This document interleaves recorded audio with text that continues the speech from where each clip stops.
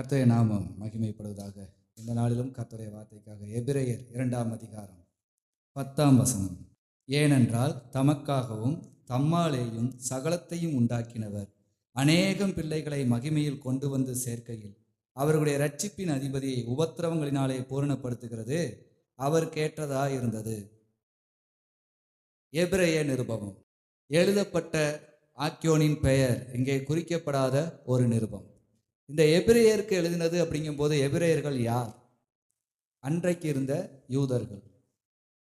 தேவனுடைய கட்டளையின்படி, பழைய ஏற்பாட்டின் முறைமையின்படி, அந்த பிரமாணத்தின்படி தாங்கள் நடந்து கொண்டிருக்கிறோம் என்று முழு மூச்சாய் நம்பிக்கொண்டிருக்கிற அந்த எபிரெயர்களுக்கு ஒரு ஆக்கியோன் எழுதுகிறார்.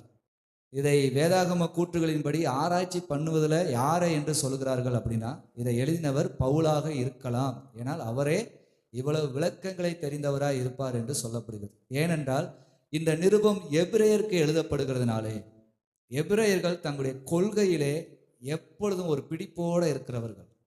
அவர்களை அவ்வளவு சீக்கிரமாக அந்த கொள்கை பிடிப்பிலிருந்து வெளிக்கொண்டு வரவே முடியாது. எல்லாத்தையும் கேட்கவே சம்மதிக்க மாட்டாங்க.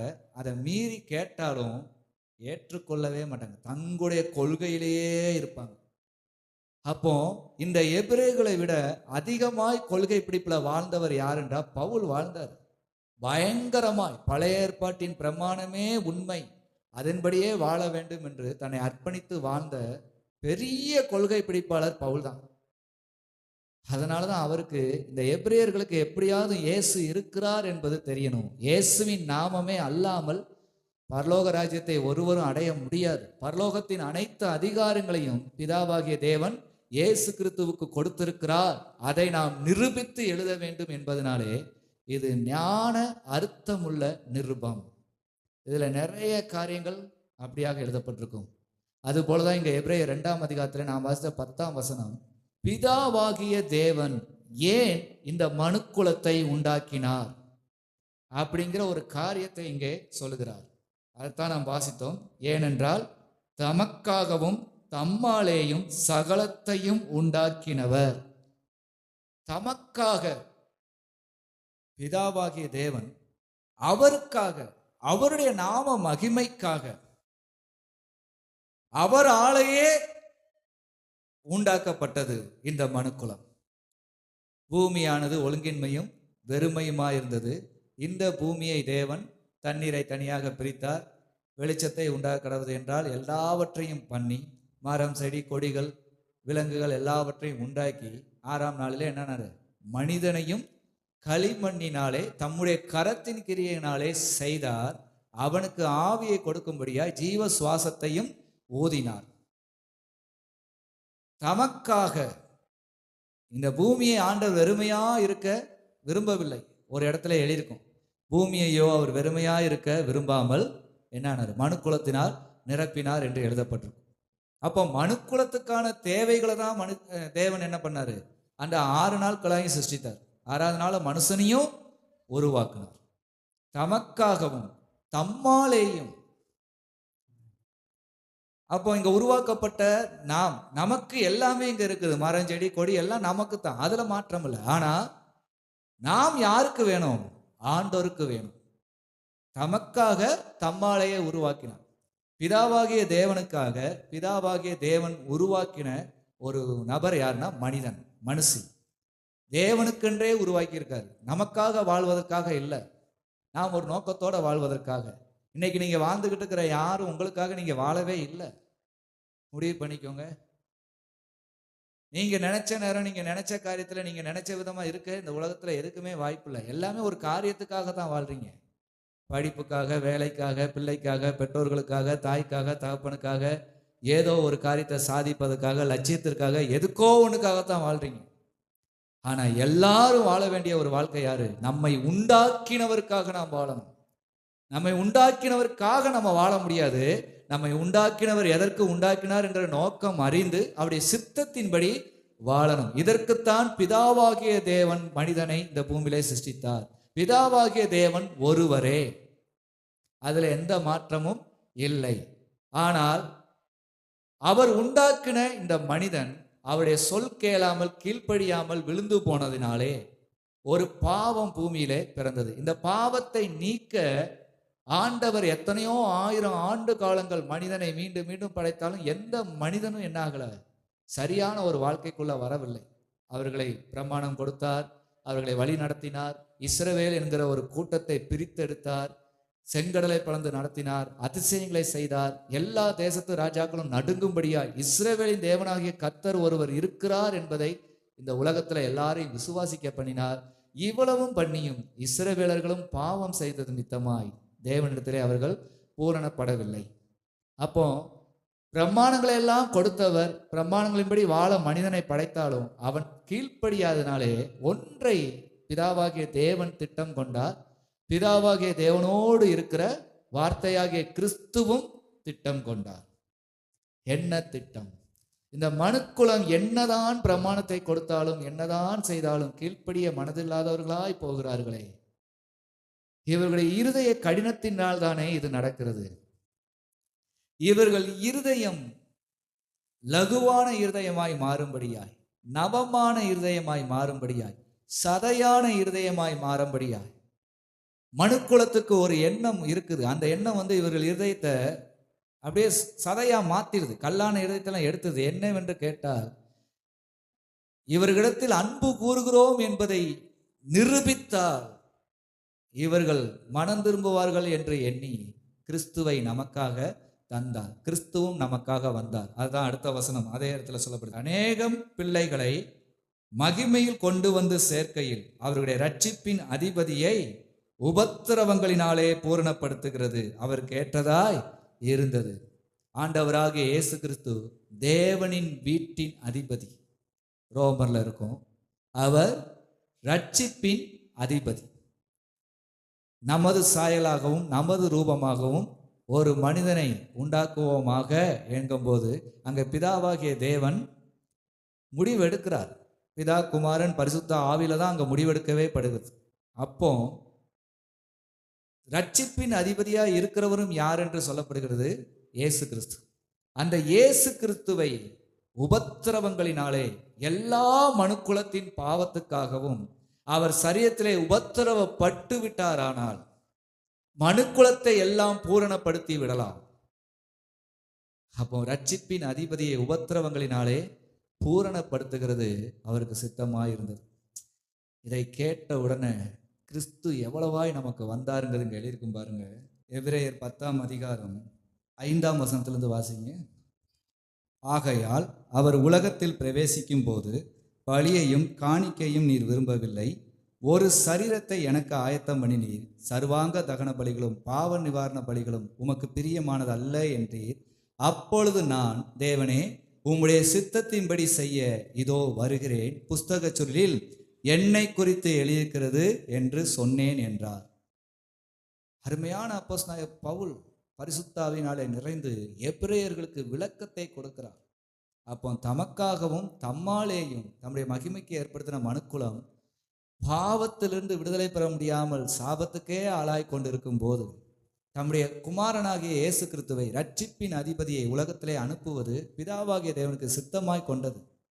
அந்த சித்தத்தின்படி உலகத்தில் இருக்கிற அனைத்து ஜனங்களின் பாவத்தின் தண்டனையாக கிறிஸ்து என்னாகணும்? சிலுவையிலே பலியாகணும். அப்போ கிறிஸ்துவனுடைய விருப்பமும் ஏக்கமும் எப்படி இருக்கிறது என்பதை இந்த 10ஆம் அதிகாரத்திலே நாம் வாசித்த 7ஆம் வசனத்திலிருந்து சொல்லுகிறார். ஆகையால் அவர் உலகத்தில் பிரவேசிக்கும் போது பலியையும் காணிக்கையும் நீர் விரும்பவில்லை, ஒரு சரீரத்தை எனக்கு ஆயத்தம் பண்ணினீர். அவர் பலியும் காணிக்கையும் செலுத்த ஏன் பழைய ஏற்பாட்டு காலத்திலே சொல்லியிருந்தார் என்றால், அதுல முக்காவாசி காரியம் பாவத்தின் நிமித்தமாய், மனிதன் இதன் நிமித்தமாய் பாவம் தீர்ந்து விட்டது என்று அவன் அறியணும். அப்போ அது எவ்வளவு பெரிய கடினமா இருக்கு, இனி அவன் பாவம் செய்யக்கூடாதுதான். ஆனா பலியும் காணிக்கையும் அவனுக்கு பழகி போச்சே தவிர தன் சரீரத்தை பாவம் இல்லாம பாதுகாத்துக்கணுங்கிறது பழகி போகல. ஆகவே மனிதன் பலியும் காணிக்கையும் தேவன் கொடுத்ததுதான். ஏன்னா தேவன் தான் மரம், செடி, கொடிகள் எல்லாவற்றையும் உண்டாக்கி தானே மனுஷனை படைச்சாரு. எதுவுமே இல்லாம மனுஷன் படைச்சா இப்ப என்னத்தை ஆண்டவர் கொடுக்க முடியும்? இன்னைக்கு சம்பாதிக்க எல்லாமே நினைச்சுக்கிடுவாங்க, தேவன் எங்களுக்கு நான் சம்பாதிக்கணும். சம்பாதிக்கவும் சம்பாதிக்க பலனும் சம்பாதிச்சது சேர்வதும் தேவனுடைய திட்டம். நிறைய பேர் இன்னைக்கு உழைப்புல வருமானம் இல்லாம தவிக்கிறாங்க. சொல்லுவாங்க, காலையில இருந்து இரவு வரைக்கும் நான் நாயா உழைக்கிறேன்யா, ஆனா என் கையில 5 பைசா மிஞ்ச மாட்டுக்கு, இரவுல சம்பளம் தர மாட்டுக்காங்கன்னு சொல்றவங்க எத்தனை பேர்? ஆனா அத்தனையும் தெளிவாக கிடைக்கிறது என்றால் தேவ தயவே அன்றி வேறொன்றும் இல்லை. உங்களுக்கு கிடைத்த தயவு எல்லாத்துக்கும் கிடைக்கும். நீங்கள் தான் அவர்களுக்காகவும் வேண்டணும். உங்க வீட்லயும் வறுமையில இருக்கவங்க எல்லாத்துக்காகவும் வேண்டணும். கடின உழைப்பாளர்கள் இருக்கிறாங்க, ஆனா அவங்களுக்கு அந்த உழைப்புக்கேற்ற ஊதியம் இல்லை. நீங்க மன்றாடணும் ஆண்டவர்கிட்ட. அப்போ பழியை ஆண்டவர் விரும்பவில்லை. பழி செலுத்துகிறனுடைய சரீரத்துல பாவம் இல்லாம வாழதான் விரும்புகிறார். ஆனால் மனிதனுக்கு பழி செலுத்துவது பழகி போச்சு, பாவத்தை செய்வதும் பழகி போச்சு. இங்க ஒண்ணு சொல்லப்படுது, ஒரு சரீரத்தை எனக்காக ஆயத்தம் பண்ணி. அப்போ அந்த சரீரம் எப்படிப்பட்டதா இருக்க போகுது? உலகத்தின் தன்மையிலேயே அந்த சரீரம் இருக்கும், ஆனா உலகத்துக்குரிய எந்த ஒரு ஆசை இச்சைகளையும் ஈடுபடாத ஒரு சரீரமாய் வாழ வேண்டியது அவசியமா இருக்கு. இயேசு கிறிஸ்து அந்த சரீரத்தை அப்படியே அடிக்க ஒப்பு கொடுக்க போகிறார். எவ்வளவு சந்தோஷப்பட்டிருக்கிறாரு உலகத்தின் பாவத்தை சுமந்துக்க. பிதாவாகிய தேவன் திட்டம் கொண்டார். கிறிஸ்து தன்னை அப்படியே ஒரு சரீரத்தை ஆயத்தம் பண்ணி நீர் அடுத்து சர்வாங்க தகன பலிகளும் பாவ நிவாரண பலிகளும் உமக்கு பிரியமானதல்ல என்று, அப்பொழுது நான் தேவனே உம்முடைய சித்தத்தின்படி செய்ய இதோ வருகிறேன். ஆயத்தம் பண்றாரு சரீரத்தை, எனக்கு ஆயத்தம் பண்ணிருங்க ஆண்டவரே. கிறிஸ்து விரும்புகிறார். அடுத்து என்ன பண்ணுகிறார்? சர்வாங்க தகனப்பலியும் பாவ நிவாரண பலியும் செலுத்திக்கிட்டே தான் இருக்காங்களே தவிர பாவத்துல இருந்து விடுதலை பெற மாட்டுக்காங்க. உடனே இயேசு கிறிஸ்துவுக்கு வைராக்கியானது, இதோ நான் வருகிறேன், சீக்கிரமாக இதை நிறைவேற்றி முடிக்கிறேன். பிதாவே உம்முடைய சந்தோஷத்தை நான் பூரணப்படுத்துகிறேன். என் சரீரம் அடிக்கப்பட. பிதாவின் ஏக்கம் ஒன்றே, பிள்ளையாகிய இயேசுவின் ஏக்கம். இந்த பூமியிலே பிதாவின் சித்தம் செய்து முடித்த ஒரே ஒருவர் ஆண்டவராகிய இயேசு கிறிஸ்து ஒருவர் தான். இன்றைக்கு வரைக்கும் இந்த இயேசுவின் நாமத்தை சொல்லிட்டு பிதாவாகிய தேவனை ஆராதிக்கிறேன்னு இருக்கிறவங்க கூட சித்தம் அறிந்து வாழலையே, தங்களுடைய இஷ்டத்துக்கு தானே வாழ்ந்துகிட்டு இருக்கிறாங்க. ஆனா சித்தம் அறிந்து வாழ்ந்த கிறிஸ்துவை பாருங்க. எந்த ஒரு காரியமும் இயேசு கிறிஸ்து இல்லாமல் பூரணப்படாது. இயேசு கிறிஸ்து இல்லாமல் ரட்சிப்பு இல்லை.